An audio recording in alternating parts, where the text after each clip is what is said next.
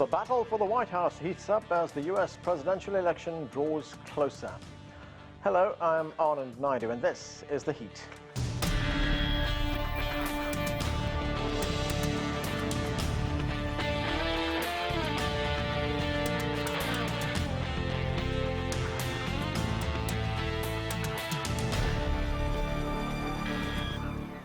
With less than 50 days left before the U.S. presidential election, President Trump and his challenger, Joe Biden, are ramping up their attacks on one another.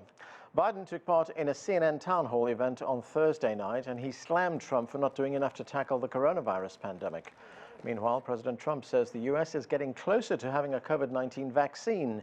He's pushing a law and order message as well, and claims that a Biden presidency would be a disaster for the United States. Well, there is lots to discuss. Joining us now in Washington, D.C. is Hamza Khan. He is a Democratic Party strategist and political activist.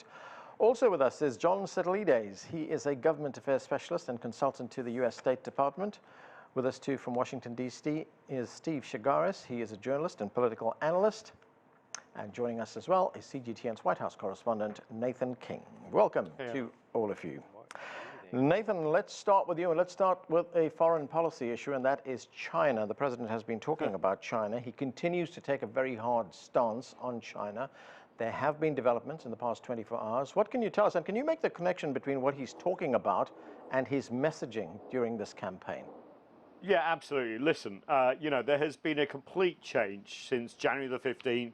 You and I were talking about it here, the phase one a trade deal, signing at the White House, and literally that was when COVID started. And let's face it, it's all gone downhill from there. Despite early praise for President Xi and the response in China, it very quickly developed when the virus hit here into the China virus, the Kung flu, all this sort of very, you could say racist rhetoric, but also a ramping up of anti-China policies from China hawks within his administration, like Mike Pompeo, the current Secretary of State, but others as well. We've seen a sort of a zenith of that, if you like, over the last 24 hours with TikTok and WeChat, even though the headlines in the US say it's banned, there is wiggle room, but you get my feeling. We've seen it with Xinjiang, we've seen it with Hong Kong, we're seeing it increasingly with Taiwan, by the way, and I think that's one of the underreported stories of the Trump administration as we go into the election. Look, he played the China card going into 2016. He thinks it can work again. Let's see how that happens. I can tell you in terms of polling, China is pretty far down the list in terms of people's domestic worries here. Of course, COVID is top, economy, healthcare. The deflection may work a little bit with his supporters. It doesn't seem to be working in the polls. The question is whether that policy against China continues into a second Trump administration if he wins, or a lame duck period and into Joe Biden's presidency. Right, Nathan, as you say, China is very low down the list of voters' priorities. But when he talks about China, is the intention here to say that, look, China's to blame for this COVID-19 pandemic, not me? Yeah, pretty much. Look, he won't say it explicitly. He's got surrogates for doing that. If you've seen Mike Pompeo's speeches, if you listen to Peter Navarro, who is a doctor, I think, but not of medicine, economics, and most economists think he's not a very good one. He's been pushing China did this. In fact, they don't even say China. They say the Communist Party spread this. Now, look, were there initial mistakes in China? They didn't know whether. Yeah, sure. We can talk about this. But let's face it. Pretty much around the world in February, people knew what they were dealing with. Look at Taiwan's response. Look at Vietnam's response, etc., etc. New Zealand. The fact that there are 200,000 deaths here, 6.5 million cases, nearly 7 million cases. Look. It's an election year. You get my drift? I certainly do. Let's go to Hamza Khan. Hamza, President Trump has been campaigning. He continues to campaign. Let's listen to part of what he had to say this week. If Biden wins, very simple, China wins. If Biden wins, the mob wins. If Biden wins, the rioters, anarchists, arsonists, and flag burners, they win. And we're not into flag burners. So, Hamza, the president here is deploying fear tactics. Are they going to work? No, because this is a president who has been using fear for the last several years to maintain a grip on power, and as a result, he lost the midterm elections in 2018. And on top of that, and when it comes down to the issue of law and order, there has not been a more lawless president in recent history rather than Donald Trump. Let's not forget Michael Flynn is in jail, Michael Cohen is in jail, several of his closest allies on the Hill are under investigation and within the White House. He's had a huge number of aides leave the White House because of the high levels of corruption. This is not a man who anyone wants to be standing next to in the United States of America. At this point in time, I'm more than convinced that Donald Trump is headed for a terrible election loss in November, God willing. Yeah, just on that question of law and order, Hamza, maybe we need some clarification here. When President Trump, or for that matter Joe Biden, talk about law and order, and they talk about being the law and order candidates, isn't this a not so subtle message to voters that we are going to keep blacks in their place if you elect us? I don't believe that's true in the case of Joe Biden. I think the issue is that law and order comes down to corruption issues for the Democratic Party. This has probably been the most corrupt administration in Washington since the founding of the country. So I think when Joe Biden is talking about law and order, he's talking about returning checks and balances to our constitutional system of government. When it comes to Donald Trump, it's absolutely about keeping black people, as you put it, in their place. And it's also about making sure that immigrants and minorities within this country live in a world of fear, and that white privileged men like himself can get away with continuing to engage in sexual harassment and assault of women of all races and backgrounds. All right, let's go to John Sitilides. John, Joe Biden did a town hall on CNN this week. It was a very unusual format. It was a drive-in town hall with very few people in the audience. He went after the president's handling of the coronavirus pandemic. Let's listen to what Joe Biden said. This is all about one thing, the stock market. He doesn't want to see anything happen. It's all about his reelection. It should be about the American people, and they're in trouble. And if we don't do it, and by the way, his own CDC director contradicted him recently. He said, if in fact you just wore this mask, nothing else but this mask, you would save between now and January another 100,000 lives. John, on the question of the president's handling of the pandemic, how vulnerable is his candidacy right here? Because we've seen poll after poll tell us that the American people believe that he's handled this very badly. Well, I first would like Anand to address points made by the two prior speakers. Yep. To Nathan's point about the future of U.S.-China relations, my own sense is that the two countries are very much already in a Cold War, and it will continue either under a second Trump administration or even a Biden administration, although the tone will be very different. It's a larger discussion, but I think that we are going into a very serious, difficult, challenging period in the bilateral relationship. And I also would like to comment on your question to the prior speaker. I would take exception to the idea that anything that's coming out of the White House is about putting a certain group of people in their place. Donald Trump, as a matter of fact, is on path right now to possibly achieve 15 to 20% of the black vote, which is historic for a Republican. And black unemployment and Hispanic unemployment were at their lowest in a half century under his presidency. So I think we need to be very careful about Obama's economic policies has nothing to do with Donald J. Trump's policies whatsoever. Hamza, I'll get to you. John, finish what you were saying. So I just want to be very clear here that we need to be factual, and we really should be honest about what is happening around the country before getting into these kinds of scurrilous comments. Now, about the Biden remarks, yeah, I think it's wise for Joe Biden to go after Donald Trump because there is a serious debate in the United States about the way the White House has dealt with COVID. But I think that also misses the point that it wasn't just the White House. We have 50 states, and many governors, starting with Andrew Cuomo, were absolutely disastrous in their decisions. One might argue that Andrew Cuomo's decision on nursing homes probably directly led to the deaths of 8,000 to 10,000 elderly people in New York. So lots of blame to go around, but we're still learning how to do this in Europe, which also has several 100,000 deaths. Right. India, several 100,000 deaths. Tens of thousands in Brazil. So the idea that somehow the U.S. is alone in trying to figure out how to deal with this virus that did start in China, and if China helped us discover the origins of the virus, maybe we could have collaborated universally to deal with this issue in a much more effective manner. All right, Hamza, go ahead. Let me just start by saying that there's nothing more scurrilous than a president of the United States ducking behind skirts and avoiding the job he has in front of him, which is protecting American lives. With 6 to 7 million people infected with this illness, 200,000 people dead, including my own personal uncle, my close uncle, I can tell you right now that it's an insult to the American people that your last speaker tries to call anything out about that to be scurrilous. Now, moving up forward, talking about the election and dealing with the issues in front of us, one thing we need to keep in mind right now is that Donald Trump is doing anything he can to throw the kitchen sink at his opponents and try to win this election. So far, he hasn't really hit the mark, and I don't think he really will. When it comes down to it, blaming 50 states for not being able to handle a national security matter, which the president should have had in handle from the very beginning, and after interviews with Bob Woodward that have come out, he was quite aware of how dangerous this virus was. I don't think he has a prayer in heaven of getting out of this. I think he's in serious trouble.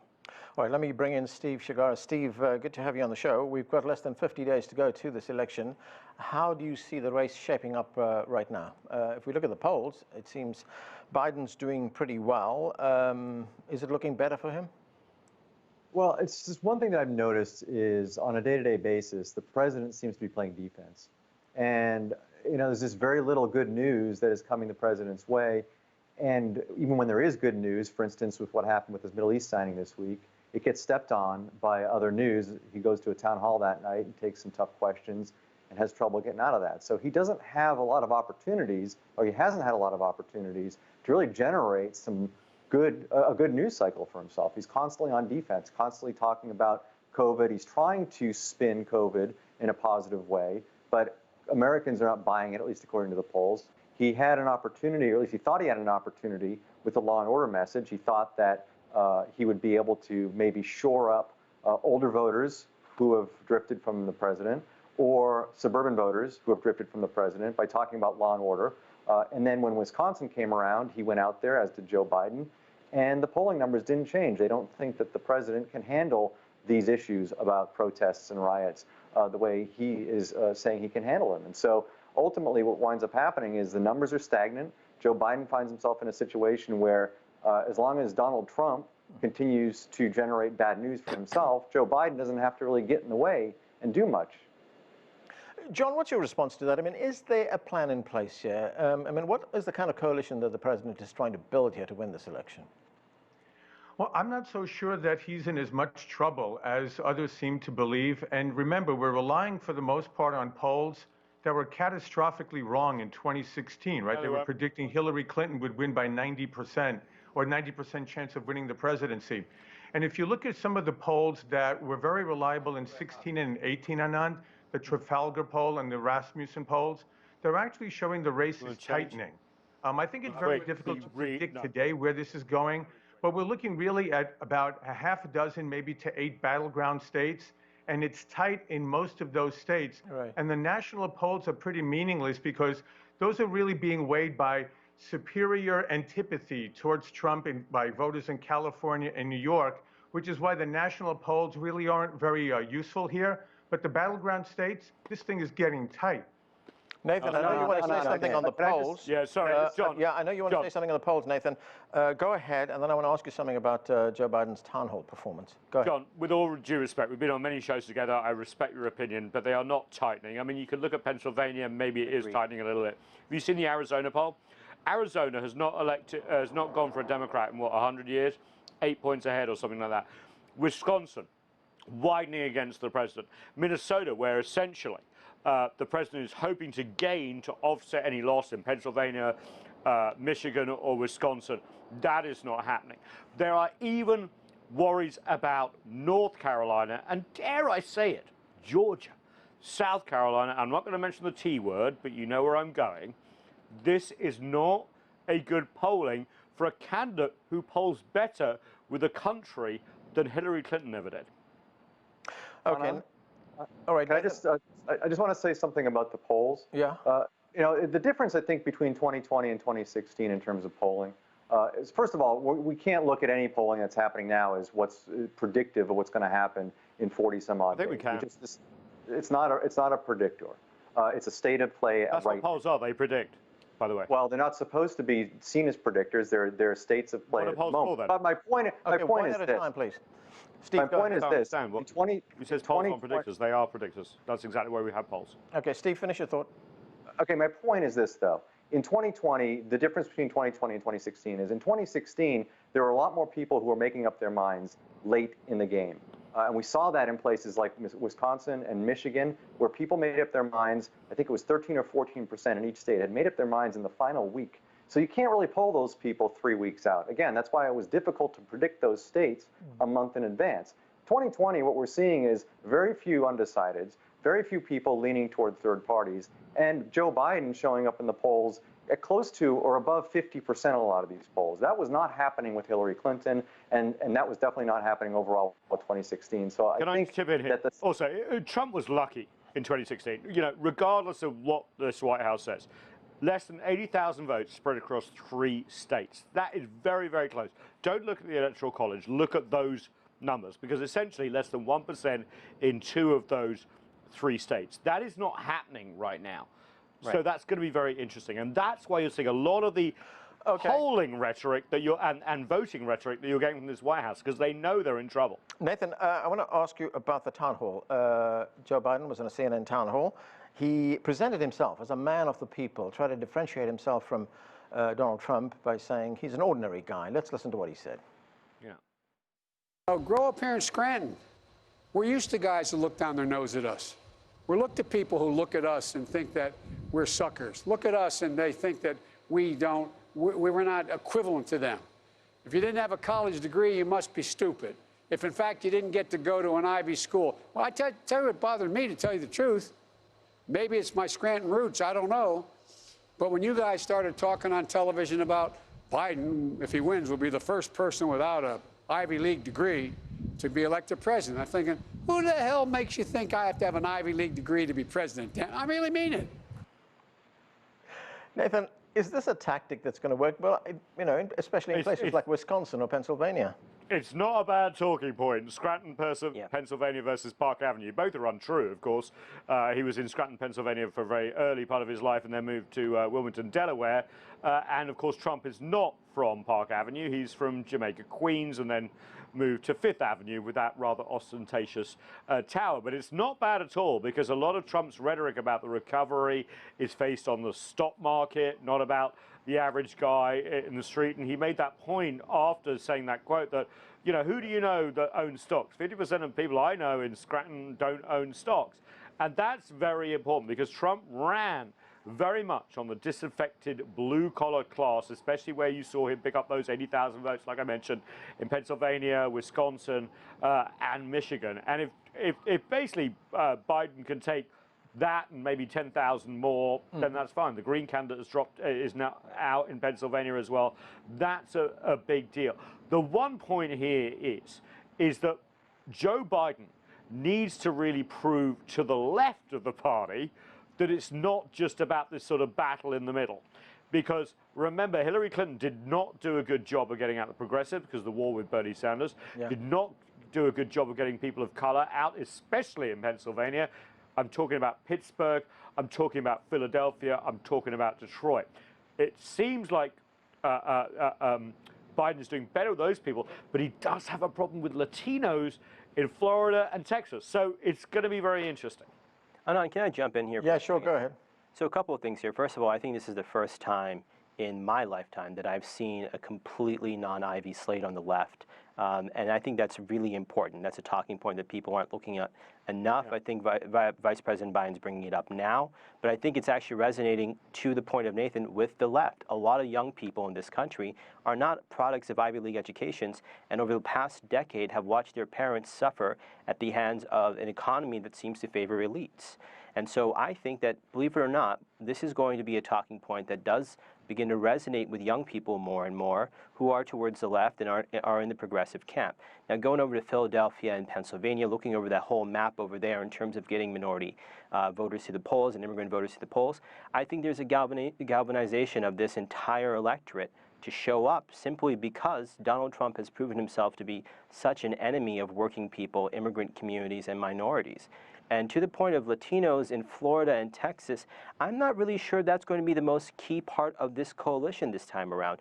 I really think that if we're looking at Wisconsin, Minnesota, and Michigan, I think that the VP has a really good shot at winning those states over, and along with Pennsylvania, much more than Hillary Clinton did last time around.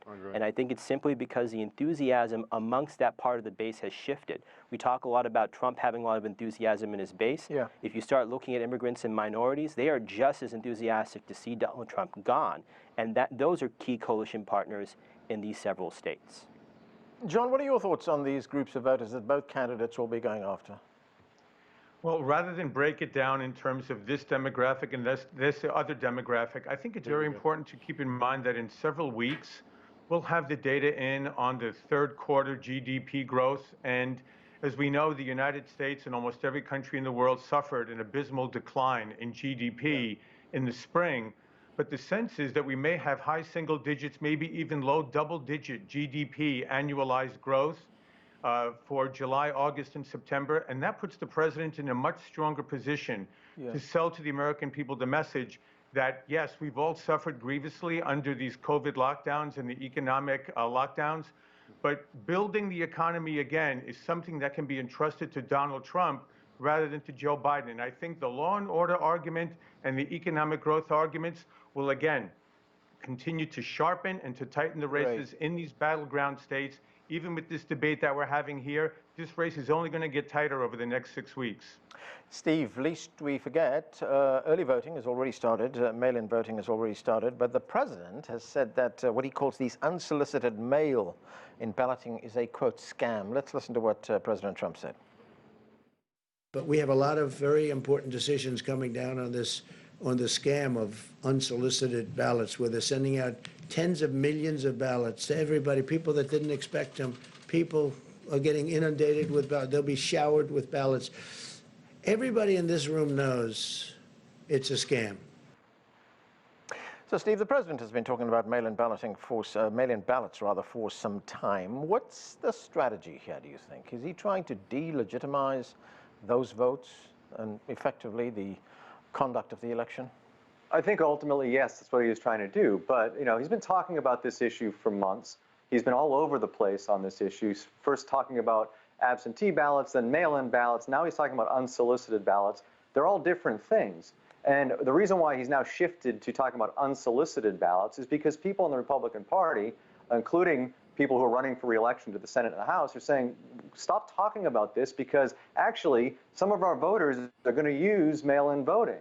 And so now he's shifted to unsolicited ballots, which are going to be the 10 states that will just send ballots to every registered voter. 5 of those states have been doing it for years without any incident. It's 5 new states that are doing it. So at the end of the day, it's become a much smaller argument for him, but he's still trying to use this as a cudgel to say this is going to delegitimize the outcome. I think what we saw with early voting today, in places like Virginia, you saw people in-person early voting started in Virginia today, and there were lines down the street in some of these precincts. And you heard anecdotally people waiting in line saying, well, I'm not sure I trust the mail. I'd rather just make sure that my vote counts, so I'm going to go and I'll wait in line for 3 hours to make sure my vote counts. We're talking 45 days before an election, people standing in line to do it. So this whole argument about mail-in may actually be backfiring on him if Democrats are going to line up in person early to just go ahead and vote in person.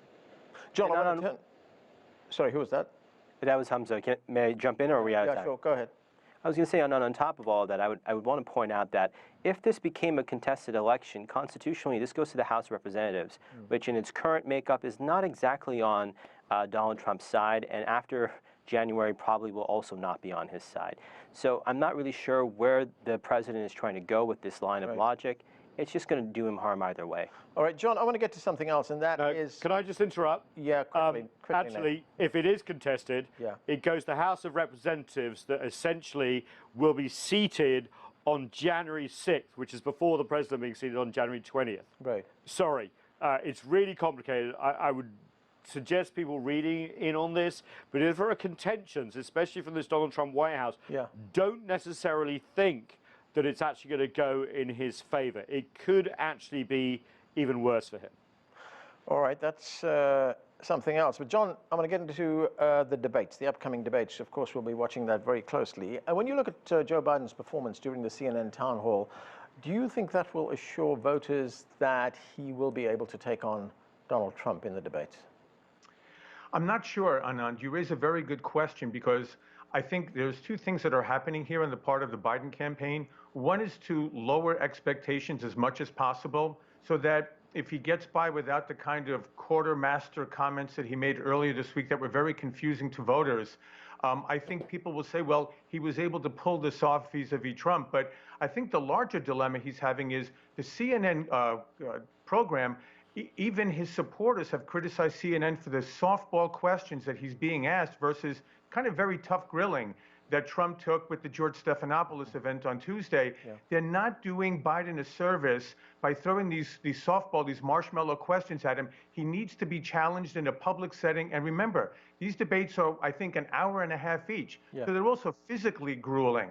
So I think he'd be better served if reporters asked him tough questions, not to trip him up, but to prepare him for what Donald Trump will surely try to do, and that's machete him when it comes to challenges and probably increasing attacks on Biden's working class stature.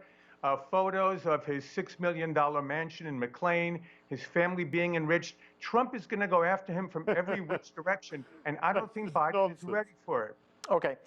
Steve, that interview that John just referenced there, that was the president's appearance on the United States network ABC News. He was interviewed by George Stephanopoulos, and many critics panned the president's performance in that, said he didn't do very well. So how key are these upcoming debates? And one other point, I mean, we're seeing voting taking place before the first debate. Yeah, so just speaking to the town hall from this week, it felt like it was a group of angry customers going up to the manager at the store complaining. And he just was, we don't see the president really interacting with voters in that kind of setting very much at all. It's really sort of out of character for him to be talking to voters in that way. And I wonder, it's just not something that he's very good at. And so I think that's part of the reason why it looked the way it did at the end of the day. But in terms of the debates, now we've heard the president say he's not going to really prepare for the debates. He's not going to do any mock debates and much debate prep, which I wonder if that's a great strategy, only because, one, a mock debate will allow him to tighten up his talking points with Biden and deal with the technical part of it, which is staying within time. Right. But the other part of it is Trump for months has been talking about Joe Biden's not up to the task of being president. He should be in a home somewhere. Right. And it's lowered the bar for Biden. So we'll see how that goes. Yeah, we got to go. We've run out of time. We got to go. Thanks to all of you for being with us. And that is where we have to leave it. Thanks for joining us on another edition of The Heat.